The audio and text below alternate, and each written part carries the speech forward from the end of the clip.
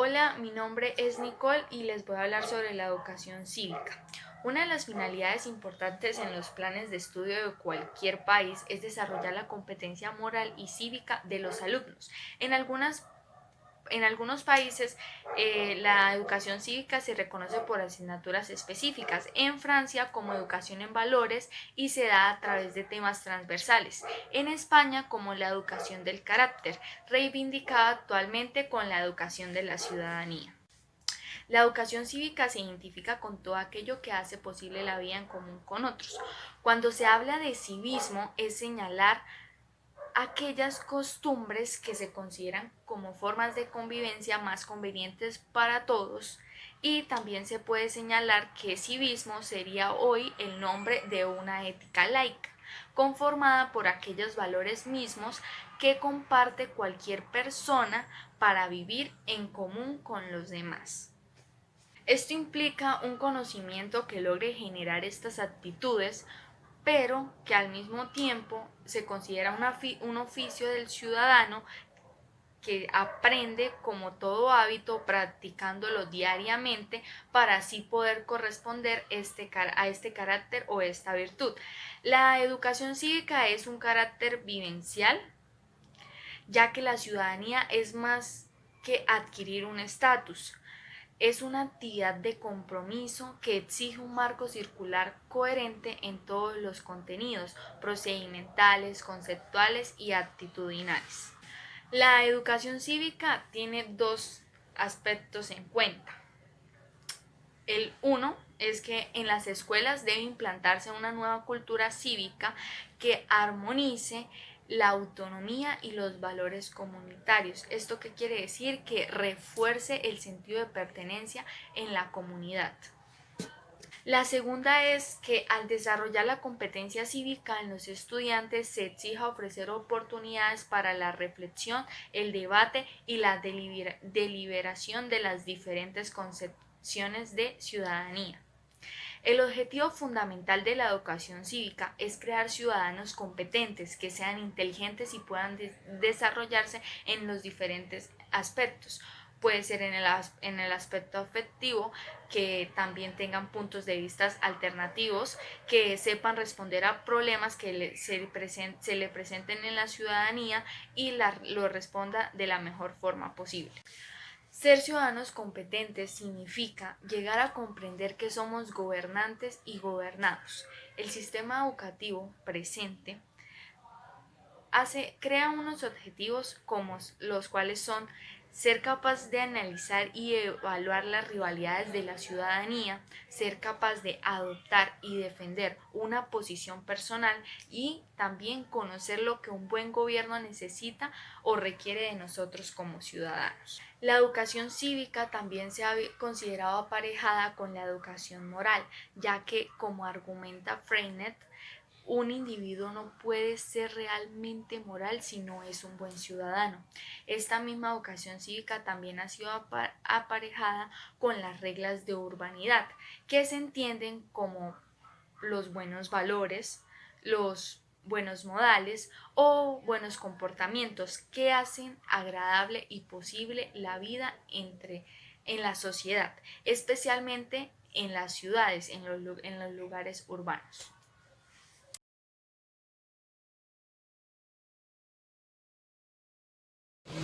Educación del carácter.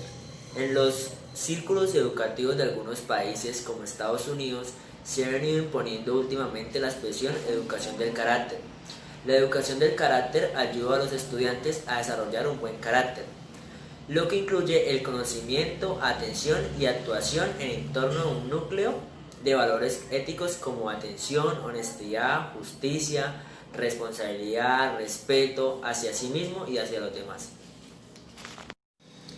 En la educación del carácter lo dividí en 4 procesos. El primero, todas las escuelas deberían trabajar colaborativamente con las familias y otros miembros de la comunidad, para que así puedan desarrollar e implementar programas de educación y del carácter. Segundo, la educación del carácter es importante para la sociedad. Tercero, el desarrollo del carácter no es solo responsabilidad de la escuela. Cuarto, la educación del carácter debería ser el paraguas bajo el que operan todos los programas escolares.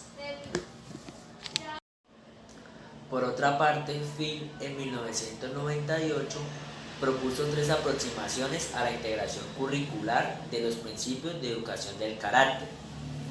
La primera contempla el cuadro del currículo, incluyendo los contenidos, habilidades y procesos, y actitudes del carácter de los chicos del siglo XXI. 2. Contempla un contenido a través de un filtro de valores. Y por último, desarrolla estrategias.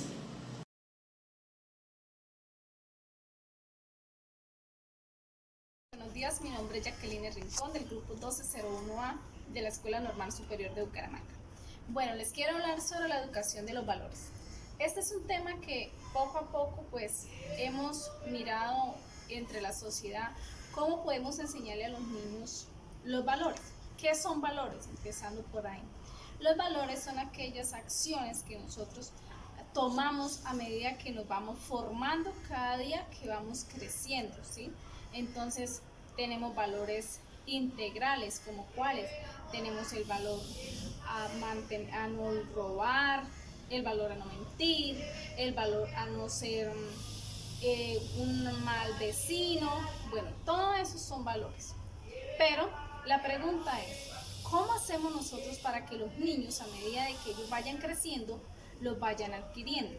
Esto es un tema que es bastante complejo, ya que muchas veces como padres queremos que los educadores sean los que le den esos valores a nuestros hijos, y los educadores estamos esperando que los padres hagan este trabajo en sus casas.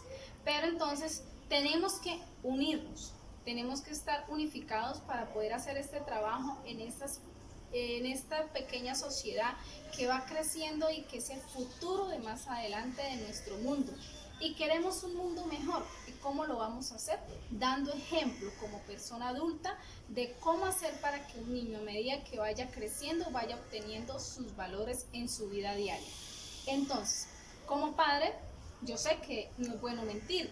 Entonces no puedo decirle al niño cuando llegue de pronto el cobrador que no estoy cuando realmente sí estoy. Entonces es un ejemplo. Ahora, como profesor, ¿cómo puedo ayudar a que los niños estos valores los tengan como más claros? Entonces podría ayudar yo también siendo como profesora íntegra con mis alumnos, ayudándolos a que no sean solamente cerebros, sino sean más amplios en la sociedad, que cada cosa que hay a nuestro alrededor sirve para algo bueno que podemos nosotros explorar. Entonces a los niños hay que enseñarlos a vivir en una sociedad, que ellos no son únicos, que hay más personas a su alrededor y que todos piensan de una forma diferente a lo que ellos piensan. También se les debe enseñar a respetar a los mayores. A veces nos preguntamos, en especial yo me pregunto, ¿cómo hace por ejemplo Japón? ¿Cómo hace todos esos países avanzados para que la educación sea tan buena? Entonces, hemos llegado a la conclusión de que si no enseñamos a nuestros hijos a valorar a los educadores, a nuestros profesores, que son los que le van a llevar esa forma de ser mejores en la vida, entonces estamos perdiendo el tiempo en esta sociedad. Ahora, la holística, ¿qué papel importante desempeña en la educación? Esto es muy importante, ya que allí aborda a que el ser humano pueda ser más que un estudiante allí sentado aprendiendo y teniendo conocimiento y adquiriendo, sino que explore lo que tiene a su alrededor. Entonces, por lo menos Forbes dice que estamos en una crisis en la educación. ¿Por qué? Porque la educación últimamente se nos ha vuelto paradigmas, ¿cierto? Entonces a veces pensamos como educadores que si no enseñamos al niño las tablas de multiplicar como lo hacían muchos años atrás, entonces el niño no va a poder aprender a ser alguien en la vida mejor o no va a obtener un trabajo. La sociedad nos ha convertido a ser monótonos todos los días diciendo lo mismo, pero no accionamos a hacer algo mejor. Ahora también lo importante es de que como padres y como educadores le inculquemos a ese niño que no solamente tiene que sentarse en un pupitre a adquirir, sino que también tiene que darle a la sociedad de lo que ha adquirido. También la mitología tiene un papel muy importante en la educación, pero no nos hemos estancado ahí. ¿Por qué? Porque la mitología son historias que hace muchísimos años atrás se le contaban a nuestros antepasados, a nuestros padres, a nuestros abuelos, y eso eran mitos, ¿sí? Como la Llorona, como la Patasola, todas esas cosas, pero se han quedado plasmadas. Y de ahí nos salimos, entonces nos sentamos al niño, empezamos a decirle la mitología, son aquellas historias reales o no reales que hubieron hace muchísimos años, pero de ahí no pasamos.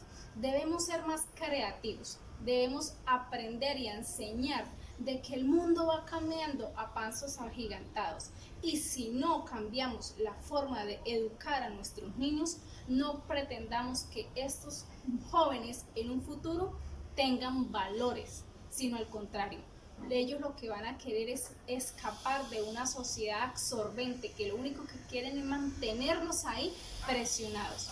En conclusión, quisiera invitar como docente a ponerme la mano en el corazón y pensar si lo que yo estoy haciendo está bien para mis niños, o debo ser una persona diferente y empezar por mí a cambiar y inculcar valores íntegros, no solamente a decirlos, sino también a hacerlos. Yo soy de las personas que digo que si quiero cambiar el mundo, debo ser yo mejor, empezar por mí. Si yo no quiero que los demás me hagan lo que yo no quiero, no debo hacerlo. Gracias, feliz día.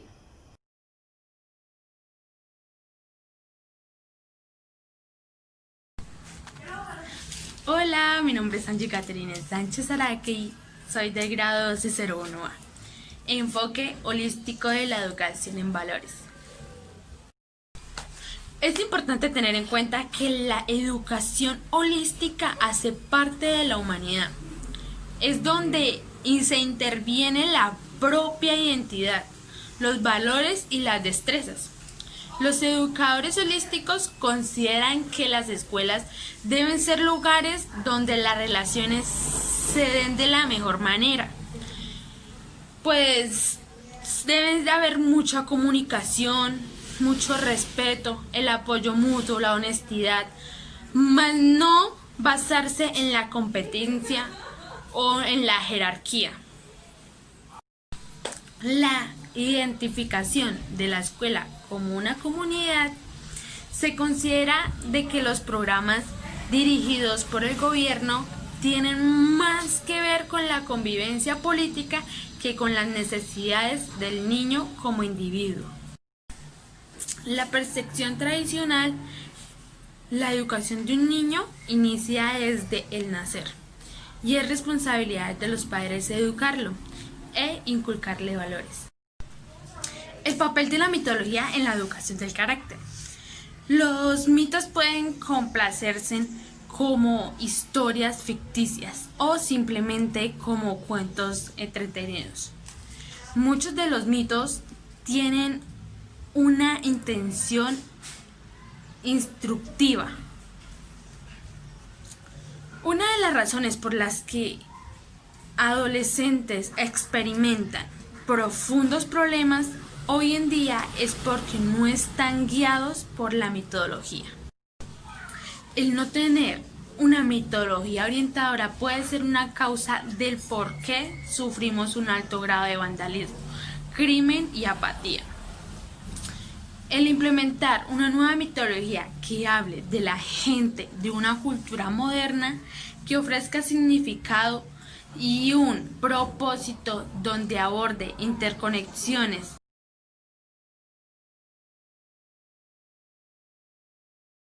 Hola, mi nombre es María José y yo les vengo a hablar acerca de la educación y la mitología.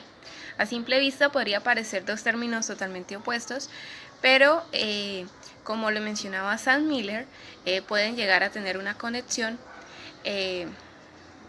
pues muy importante a la hora de cómo enseñarle a los estudiantes. En este caso, la mitología enseña o abarca las cosas detrás o ocultas de las demás enseñanzas, ya sea literatura o artes o cualquier otro tipo de ciencia que se quiera llegar a enseñar. Por lo tanto, es algo muy atractivo a los estudiantes o a los jóvenes de hoy en día. Es algo que la gente puede llegar a aferrarse. Por lo tanto, este sentimiento de